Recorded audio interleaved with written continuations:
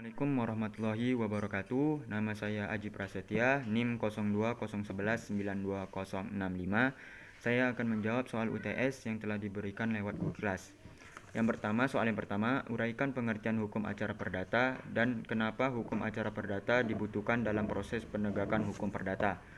Pengertian hukum acara perdata menurut Wirjono Projodikoro yaitu rangkaian peraturan yang memuat cara bagaimana orang harus bertindak terhadap dan dibuka pengadilan dan cara bagaimana pengadilan itu harus bertindak satu sama lain untuk melaksanakan berjalannya hukum perdata.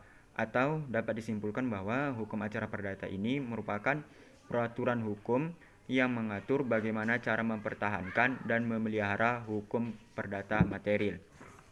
Kenapa hukum acara perdata dibutuhkan dalam proses penegakan hukum perdata? Hukum acara perdata sangat diperlukan dalam proses penegakan hukum perdata. Mengapa? Karena hukum acara perdata tersebut juga disebut dengan hukum formil, yang dimana hukum acara perdata tersebut mengatur bagaimana cara kita mempertahankan hak dan kewajiban, serta hukum acara juga mengatur tentang bagaimana caranya mengajukan tuntutan hak, memutuskan dan melaksanakan daripada putusan hakim tersebut. Oleh karena itu, hukum acara perdata sangat diperlukan dalam penegakan hukum perdata. Soal yang kedua, uraikan apa saja yang menjadi asas-asas hukum acara perdata. Ada beberapa asas-asas dalam hukum acara perdata. Yang pertama, hakim bersifat menunggu. Maksudnya, hakim menunggu adanya tuntutan hak yang diajukan ke pengadilan. Apabila tidak ada tuntutan hak yang diajukan ke pengadilan, maka tidak ada persidangan dan juga tidak ada hakim. Oleh karena itu, tuntutan hak yang diajukan ke pengadilan itu tergantung pada pihak yang bersengketa. Apakah pihak yang bersengketa ingin mengajukan tuntutan tersebut ke pengadilan atau tidak. Yang kedua, hakim bersifat pasif. Maksudnya itu ruang lingkup dan luas pokok bahasan sengketa yang diajukan itu tergantung pada pihak yang bersengketa, tidak bergantung pada hakim. Yang ketiga, persidangan bersifat terbuka untuk umum. Maksudnya yaitu persidangan di sini terbuka untuk umum dan boleh dihadiri oleh siapapun, dan siapapun dapat melihat berjalannya persidangan tersebut. Yang keempat, putusan harus disertai dengan alasan. Maksudnya yaitu putusan hakim harus disertai dengan alasan, karena alasan-alasan tersebut menjadi pertanggungjawaban hakim pada masyarakat dan pihak-pihak lainnya atau kepada pengadilan tinggi apabila pengadilan tersebut ingin diajukan ke tingkat yang lebih tinggi. Yang kelima, beracara dikenakan dengan biaya yang ringan. Yang kelima, beracara dikenakan biaya. Maksudnya yaitu dalam beracara di sini dikenakan biaya, yaitu biaya kepanitraan, biaya pemberitahuan para pihak, serta biaya panggilan. Nah, yang keenam yaitu peradilan bersifat sederhana, cepat dan ringan biaya.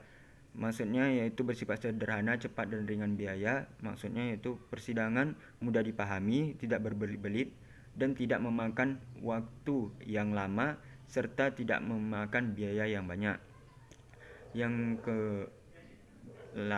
ketujuh, bebas dari campur tangan pihak di luar pengadilan.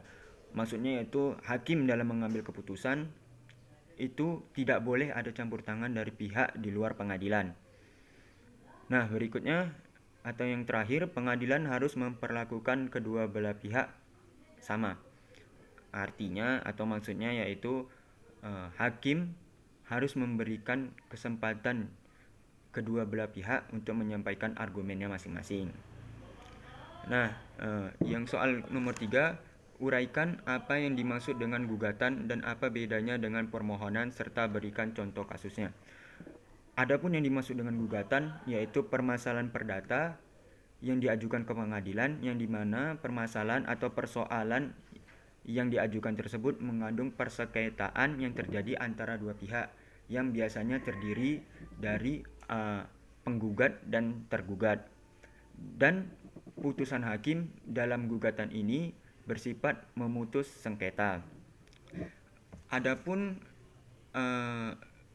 sedangkan permohonan adalah permasalahan perdata atau persoalan yang tidak mengandung konflik atau sengketa, dan di mana putusan hakim dalam gugatan tersebut bersifat menetapkan, yang lazim disebutnya dengan putusan yang menetapkan.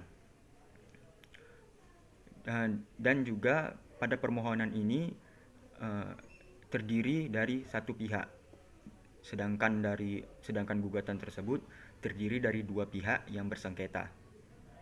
Nah, contoh dari gugatan misalnya hakim mengadili gugatan yang diajukan, yaitu masalah sengketa sepetak tanah antara A dan B selaku yang dimana sepetak tanah itu berupa harta warisan. Dan pada persidangan tersebut hakim memutuskan bahwasannya pada persidangan tersebut menurut hukum Islam, dan akhirnya majelis hakim memutuskan bahwa si A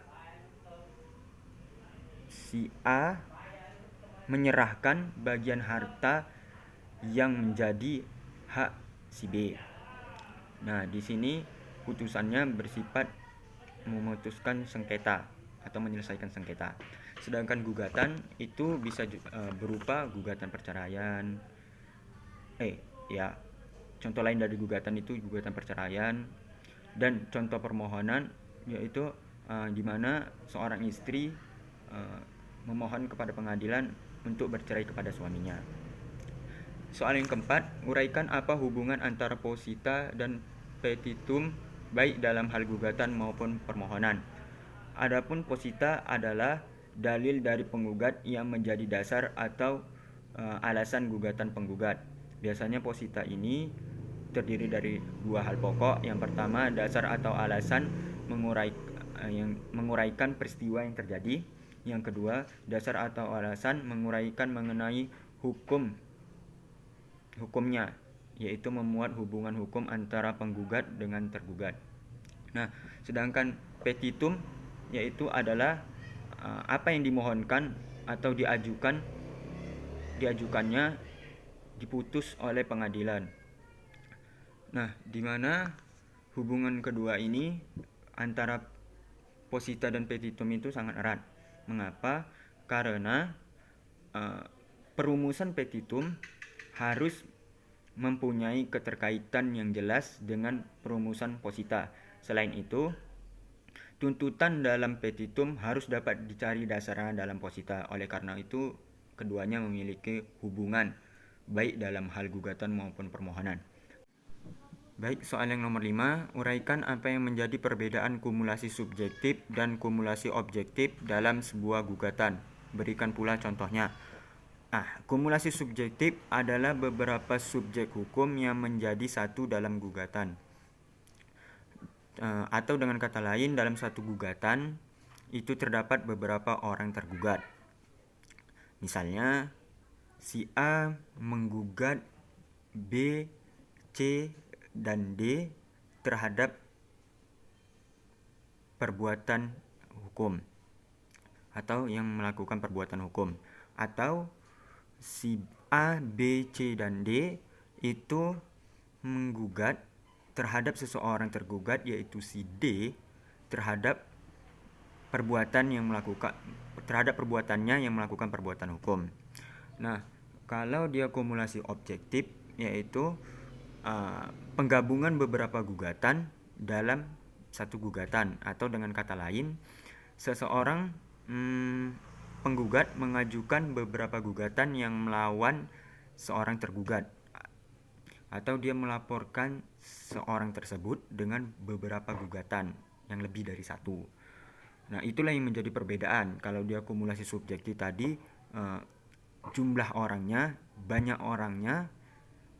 Kalau dia kumulasi objektif, itu jumlah gugatan yang diajukannya.